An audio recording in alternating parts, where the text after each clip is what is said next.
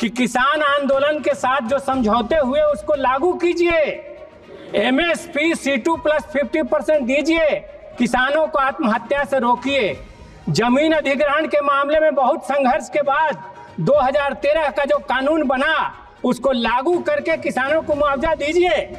इससे भागिए नहीं।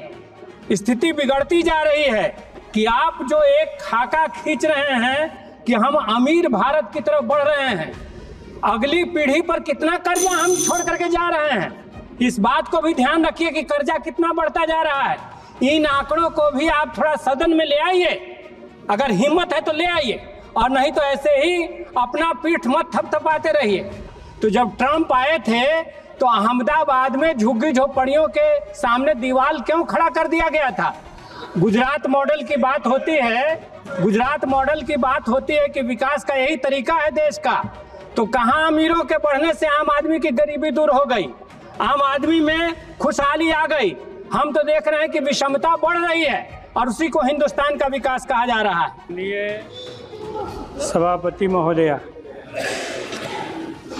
5 trillion economy की तरफ हम बढ़ रहे हैं, ये लगातार सत्ता पक्ष की तरफ से इतराते हुए बयान आता है, लेकिन इस बात की वो चर्चा नहीं करते कि ग्लोबल हंगर इंडेक्स में भारत कहाँ है, डेमोक्रेसी का इंडेक्स क्या है, लोन कितना हो गया है, और ह्यूमन इंडेक्स जो होता है डेवलपमेंट का, हेल्थ के मामले में, एजुकेशन के मामले में, उस पर हम कहाँ टिके हुए हैं।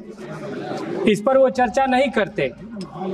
अडानी के प्रॉपर्टी पर वो इतराते रहते हैं कि उनका संपत्ति बढ़ेगा तो देश का संपत्ति बढ़ेगा। मैं कुछ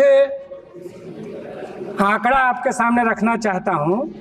HTIL प्रोजेक्ट है, इसे अडानी प्रॉपर्टीज ने लिया 7,795 करोड़ की प्रॉपर्टी को 285 करोड़ में। Radius estate and developers Adani good homes ने लिया 1700 की प्रॉपर्टी को 76 करोड़ में। National rain corporation Adani properties ने लिया 1175 करोड़ की प्रॉपर्टी को 160 करोड़ में। SR power MP limited Adani power limited ने लिया 12,000 करोड़ की प्रॉपर्टी को 2,500 में।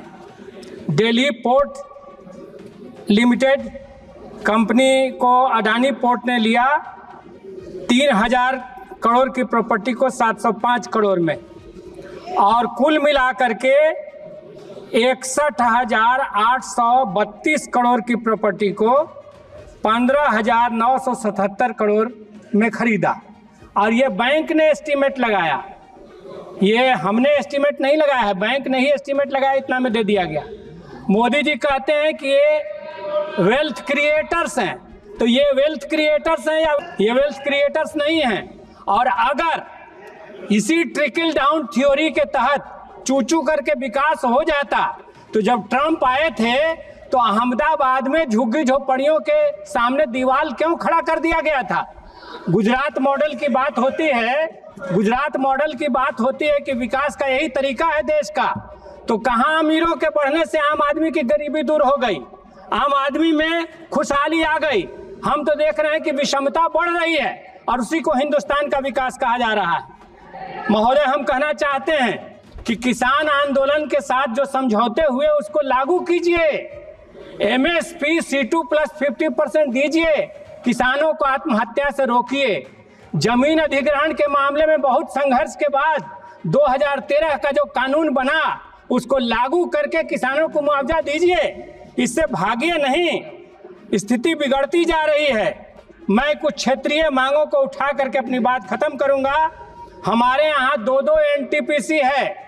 देश को हम बिजली देते हैं, लेकिन स्थानीय स्तर पर जो समझौते हुए हैं बिजली देने के मामले में, रोजगार देने के मामले में, ग्रामीणों की लगातार उपेक्षा चल रही है, इसलिए भारी विक्षोभ बढ़ रहा है। इस पर ध्यान दिया जाए।